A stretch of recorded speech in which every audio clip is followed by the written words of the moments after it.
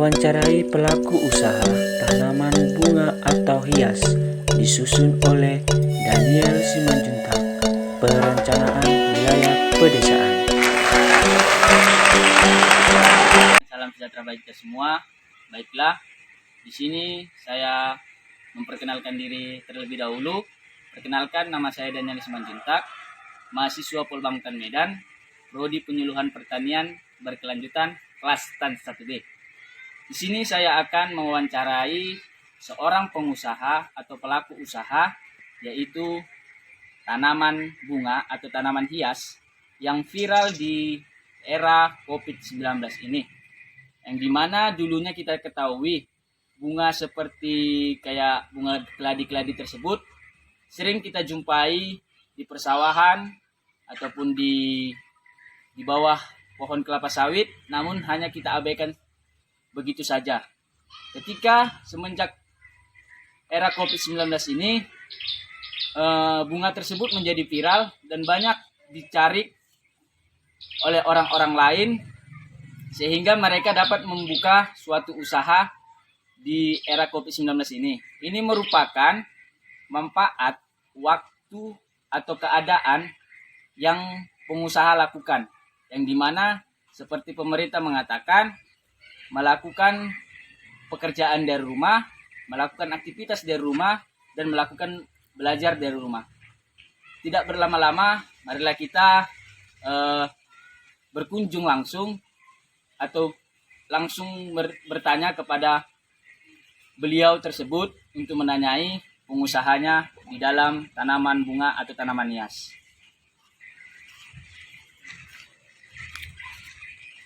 Selamat pagi, Bu. Selamat pagi. Ini adalah beliau yang akan saya wawancarai. Sebelumnya Ibu perkenalkan diri terlebih dahulu.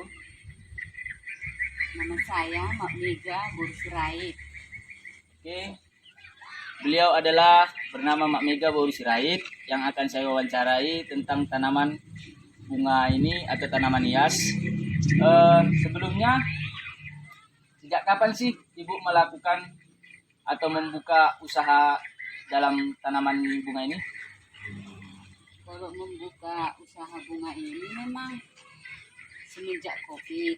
Tapi memang sebelumnya udah menggemari tanaman hias, berupa tanaman bunga, aglonema. Oh, berarti beliau ini dulunya sebelum ada era COVID-19 ataupun viral bunga di kalangan masyarakat, dulunya beliau ini suka dengan menanam-nanam tanaman bunga seperti yang dibilang beliau tadi. Namun sekarang saya akan bertanya, sebelumnya apakah beliau pernah melakukan usaha lain sebelum melakukan usaha tanaman hias ini?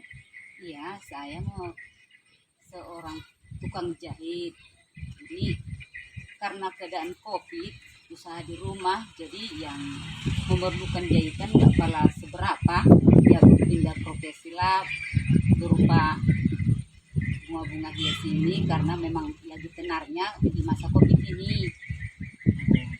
Jadi beliau ini memanfaatkan waktu dan keadaan di era COVID-19 ini. Sebelumnya beliau pernah melakukan atau membuka usaha tukang jahit.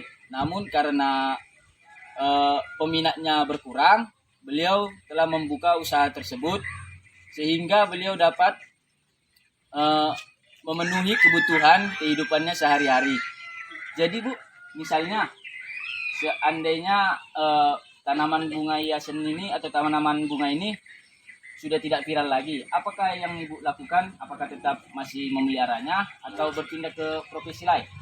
Iya, saya juga memang kan penggemar bunga. Jadi aku memang sayang bunga ya. Urus juga lah, pelihara juga, tak mungkin buang kah. Sambil ya karena udah mulai lancar jahitannya ya beralihlah dulu ke jahitan, tapi kalau bunganya tetap dipelihara. Jadi kalau misalnya bunga Ibu ini dari kemana saja sih yang Ibu sampaikan, misalnya maksudnya menjual sampai ke daerah mana saja? Kalau penjualannya cuma sekitar sini nggak pala kami terima memang yang jauh-jauh, cuma di sekitar-sekitar apa ini aja. Oh, berarti beliau ini melakukan penjualannya hanya di sekitar daerahnya saja atau secara lokal. Namun beliau apabila ada orang lain atau daerah-daerah lain yang berkunjung ke sini untuk membeli bunganya, beliau menerimanya dengan secara senang hati. Tetapi kalau misalnya usaha ini ingin panjang, kenapa beliau tidak melakukan secara jual online? Karena kan kalau secara jual online kan pasti orang melihat ke seluruh Indonesia ini pasti melihat kalau kita jualnya secara online. Apa penyebabnya beliau tidak melakukan penjualan secara online? Karena aku kan bukan cuma terfokus usaha ini, jadi aku juga punya usaha tukang jahit, jadi aku sekedar juga sekitar sini aja. Jadi beliau tidak mau melakukan penjualan secara online gitu. Enggak, cuma sekitar gini aja. Tapi kalau seandainya nggak ada usaha lain, mungkin dilanjutkan aja. Oh, dilanjutkan. Berarti itulah pendapat beliau. Jadi dari modal yang pertama dikeluarkan itu pas buka usaha itu berapa? Modal yang pertama kali dikeluarkan. Kalau membeli bunga, terkadang memang beli bunga-bunga yang mahal dari luar, seperti bunga-bunga aglonema apa mencemani merah ini kan, ke macam ini bunga ramla, banyak juga lah memang modalnya, karena itu memang bunga terkenal sama red heart, cat tumpah, bunga-bunga terkenal. Ini sukson, banyak kan modalnya memang. 2 jutaan juga memang sekarang modalnya. Besar juga ya. Iya. Jadi selama sudah hampir sekitar 7 bulan lah dibilang, mulai dari membuka usaha sampai sekarang ini, apakah keuntungannya itu ada atau modalnya kembali gitu? Ya keuntungan ya jelas lah banyak, karena memang karena gitu meningkatnya viralnya bunga-bunga ya sekarang, memang lumayan lah keuntungan, bukan cuma modal aja yang balik, keuntungan lumayan lah. Jadi beliau ini membuka usaha ini dengan modal yang cukup dibilang besar, sekitar 2 juta lebih. Namun keuntungan beliau sangat besar sekali karena viralnya bunga sekarang di era COVID-19 ini. Jadi Bu, bunga yang harganya di bawah murah sampai yang lebih mahal, bunga seperti apa Bu? Bisa ditunjukkan Bu? Ya, ini bunga yang mahal yang sebelah sini.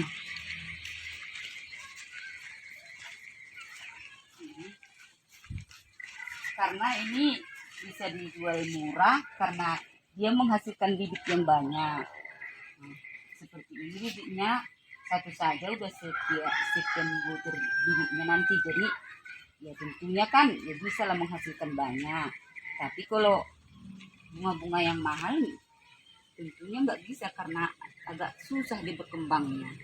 Ini cara itulah makanya bisa terus dijual agak murah dia. Kalau yang bunga-bunga aglonema seperti di sana,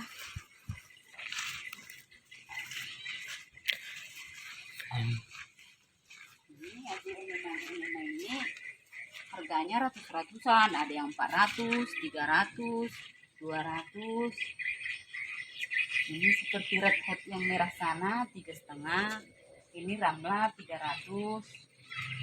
Ini aglo-aglo juga mencemani, banyak juga aglonema yang mahal-mahal.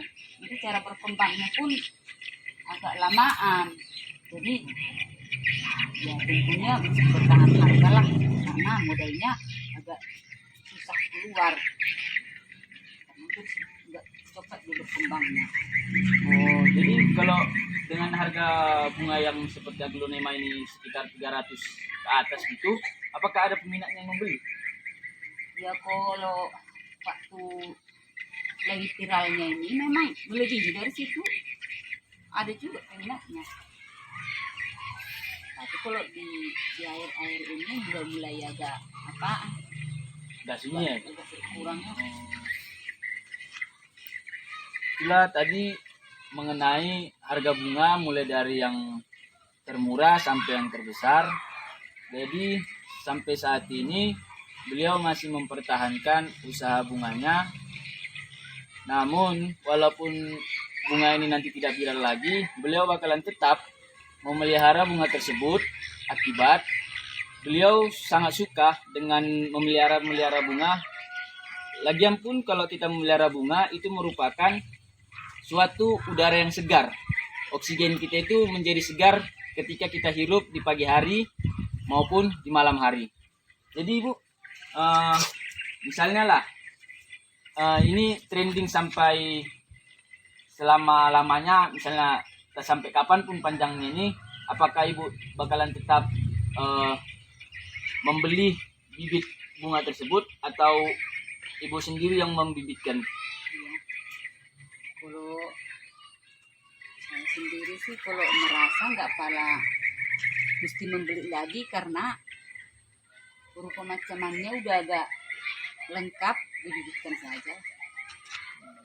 Berarti memanfaatkan anak-anaknya lah ya Bu? Iya, iya. Oh. Oke Bu, cukup sekian lah wawancaranya. Saya mengucapkan terima kasih. Selamat siang dan selamat beraktivitas buat Ibu sendiri. Dan sekianlah wawancara dari saya. Ini merupakan wawancara tugas dari mata kuliah Perencanaan Wilayah Pedesaan, yang dimana saya tadi sudah mewawancarai seorang pelaku usaha di bagian tanaman bunga atau tanaman hias yang trending atau viral di era COVID-19 ini. Namun, karena beliau cinta dengan bunga, sampai kapanpun beliau akan memelihara bunga tersebut sampai bunga tersebut sudah tiada lagi yang dapat digunakan. Beliau itu termaksud orangnya suka bertani ataupun memelihara tanaman, sehingga beliau memiliki program usaha ke depannya untuk membuka usaha seperti di bidang pertanian, di bidang penjahit, karena beliau juga sebelumnya di tanaman, sebelum membuka usaha tanaman, beliau juga membuka usaha di pengusaha tukang jahit. Maka dari itu, pesan saya adalah jadilah seorang pengusaha yang benar-benar niat untuk berusaha, karena tidak ada hasil yang tidak memuaskan apabila kita melakukan usaha. Sekian video dari saya, hasil wawancara tadi bersama dengan beliau. Apabila ada kata-kata yang salah saya ucapkan dengan beliau, saya mohon maaf. Kepada Tuhan saya mohon ampun. Dan tetaplah di era COVID-19 ini mematuhi protokol kesehatan sesuai dengan anjuran pemerintah, yaitu 3M, memakai masker, mencuci tangan, dan menjaga jarak. Sekian dari saya ucapkan selamat siang dan salam sejahtera bagi kita semua.